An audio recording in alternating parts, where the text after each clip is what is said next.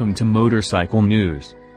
The 2017 Z900 proved a very competent canyon carver while offering a good degree of everyday comfort and convenience. Entered the all-new 2017 Z900, a much lighter, clean sheet design that not only replaces the Z800. Moving forward, the Z family fold, in the USA, will be composed of 3 modules including the single-cylinder Z125 Pro and Z650 parallel twin.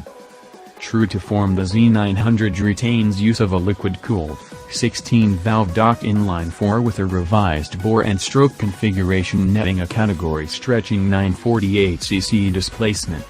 It was stressed at the bike's tech briefing that the engine has been tuned for strong torque, and designed for mid-high range power.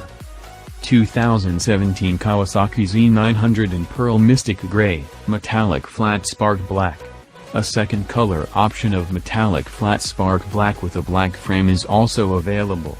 Pricing is the same for both colors, Z900 $8,399 and Z900 ABS $8,799.